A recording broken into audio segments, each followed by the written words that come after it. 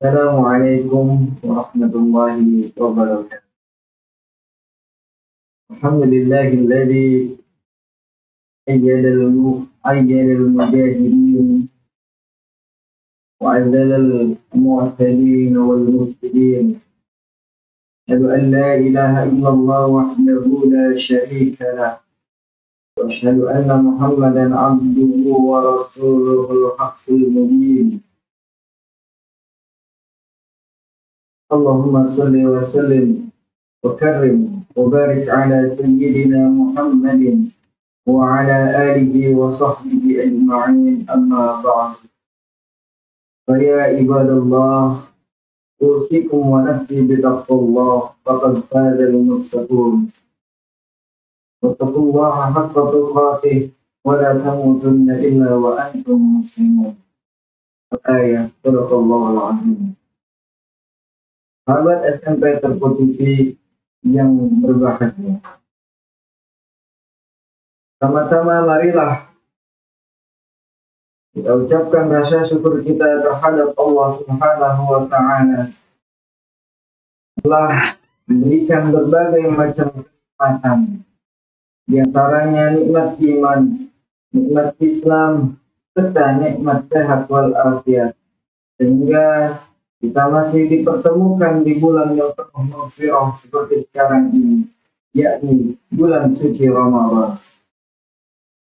Salawat serta salam tak pula kita haturkan pada junjungan Nabi besar kita Muhammad sallallahu alaihi wasallam, pada para keluarganya, para sahabatnya, para tabi'in, juga kita para umatnya. Semoga senantiasa kita mendapatkan cucuran syafaat di yaumil qiyamah nanti dari Rasulullah sallallahu alaihi wasallam. Sahabat SMK terputih yang berbahagia, di masa pandemi seperti sekarang ini, apalagi ini di bulan suci Ramadan, ada kalanya kita menjaga kesehatan kita menjaga pola makan kita, agar daya tahan tubuh kita, imun kita bisa terjaga dengan baik. Salah satu cara untuk kita memperkuat daya tahan tubuh kita, memperkuat imunitas tubuh kita, yakni dengan makanan yang bersuplemen. Tetapi juga harus mematuhi protokol kesehatan yang telah dianjurkan oleh pemerintah. Sahabat SMP terputih yang berbahagia, kali ini Al-Fakir akan membawakan tema, yakni makanan bersuplemen di masa Rasulullah Sallallahu Alaihi Wasallam. Pasti banyak terbesit di pikiran kita bahwa apakah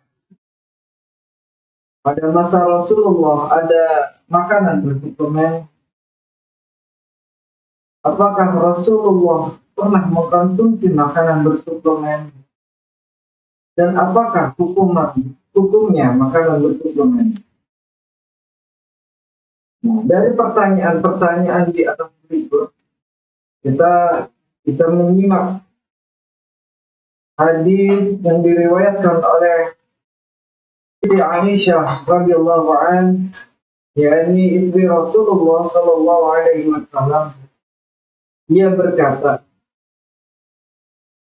bahwasanya apabila ada salah seorang dari keluarganya meninggal dunia, perempuan berkumpul, dan setelah yang lain pergi, tinggallah keluarga dan orang-orang tertentu. Rasulullah SAW memerintahkan pada kaum perempuan untuk memasak makanan bersuplemen, yakni bubur talbiyah. Bubur talbiyah ini adalah makanan yang terbuat dari tepung. Nah, selain bubur talbiyah, Rasulullah juga memerintahkan kepada kaum perempuan untuk memasak torid, yakni makanan yang dibuat dari campuran roti dan daging. Nah, setelah semuanya matang, bubur talbiyah tersebut lalu bubur talbiyah tersebut digunakan untuk menyiram atau memberikan kuah ke torid tersebut agar lebih enak, lebih lezat dimakannya. Lalu Aisyah radhiyallahu anha berkata, makanlah makanan tersebut, karena bahwasanya aku telah mendengar Rasulullah Shallallahu Alaihi Wasallam bersabda. Rasulullah Shallallahu Alaihi Wasallam bersabda, "At-talbinatu mujinnatun lifu'adil maradi, wa tanhabu bi ba'dil huzni." Yang artinya, bubur talbiyah dapat menyegarkan orang yang sakit dan dapat pula menghilangkan sebagian dari kesedihan. Hadis riwayat Bukhari Muslim.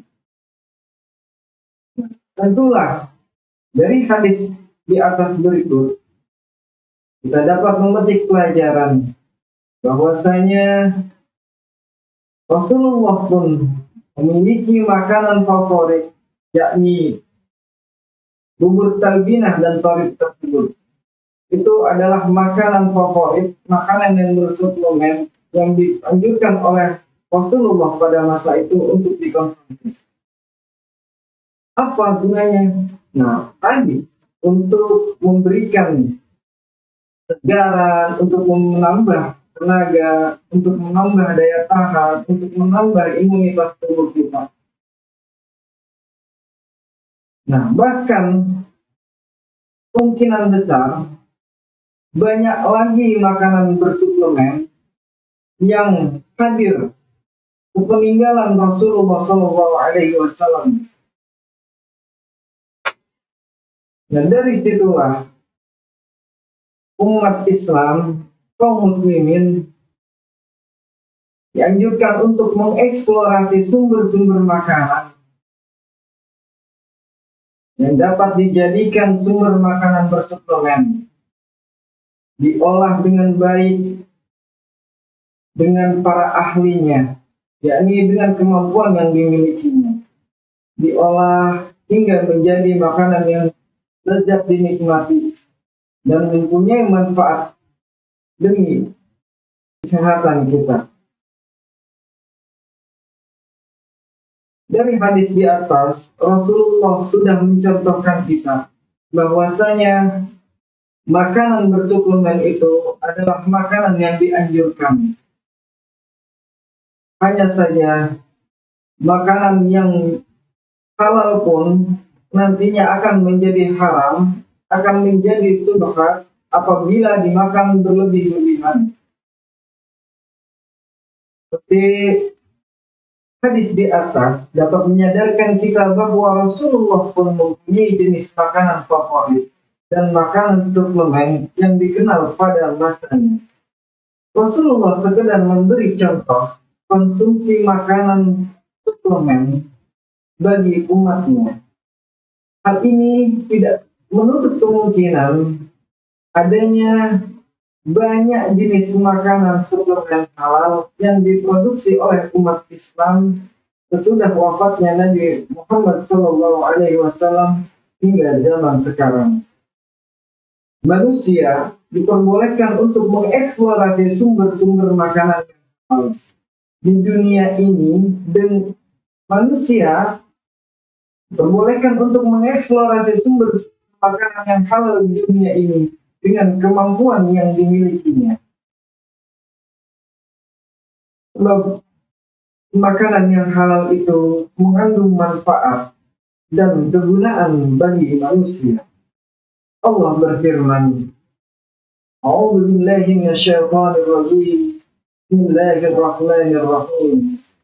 Wa kulu washrabu wa la tusrifu. Innahu la yuhibbul musrifin. Artinya, hai anak Adam, pakailah pakaianmu yang indah di setiap memasuki masjid. Makan dan minumlah, dan janganlah berlebih-lebihan. Sesungguhnya Allah tidak menyukai orang yang berlebih-lebihan. Quran Surah Al-A'raf ayat 31. Intinya, semua makanan halal itu dianjurkan oleh Rasulullah SAW untuk dikonsumsi. Terutama makanan-makanan yang mengandung zat gizi, mengandung protein, mengandung vitamin, mengandung imunitas, agar bisa menjaga daya tahan tubuh kita. Apalagi di masa pandemi seperti sekarang ini. Hanya saja makanan-makanan yang halal tersebut akan berubah menjadi makanan yang subhat, makanan yang haram, apabila kita konsumsi terlalu berlebihan. Karena Rasulullah pernah mengajarkan kita, berhentilah kamu makan sebelum kamu kenyang. Nah, itu contoh dari Rasulullah SAW agar kita tidak berlebih-lebihan. Karena makanan yang berlebihan itu akan menimbulkan kemudaratan, menimbulkan bahaya, akan menimbulkan penyakit bagi orang yang mengkonsumsinya. Maka dari itu, marilah kita mulai mengatur pola makan kita dengan baik. Jangan makan makanan sembarangan. Mulailah makan makanan yang bersuplemen, makan makanan yang bergizi, makan makanan yang bervitamin, agar tubuh kita menjadi bugar, agar daya tahan kita kembali kuat, tidak mudah mengalami yang namanya keletihan, tidak juga mengalami kelemasan, apalagi di bulan suci Ramadan. Rasulullah juga menganjurkan kepada kita untuk memakan kurma, karena dengan memakan kurma bisa membuat kita menjadi lebih segar, bisa membuat kita lebih kenyang, dan tidak membuat kita lapar di siang hari ketika kita menjalani puasa. Begitu banyak makanan bersuplemen, apalagi di masa sekarang ini. Tinggal kita bisa memilah mana makanan yang benar-benar baik untuk kita, mana makanan yang mengandung lemak babi, mana makanan yang dianjurkan oleh kaum muslimin, tentunya oleh sunnah Rasulullah SAW. Maka dari itu, marilah kita tingkatkan ketakwaan kita, yakni dengan takwa yang sebenar-benarnya, yakni dengan menjauhi segala larangannya dan mematuhi segala perintah Allah Subhanahu wa Ta'ala. Juga mengikuti sunnah-sunnah Rasulullah, termasuk dalam makan yang bersuplemen. Nah, dari situlah kita dapat menyimpulkan bahwasanya pada zaman Rasulullah SAW, Rasulullah juga telah mengkonsumsi makanan bersuplemen.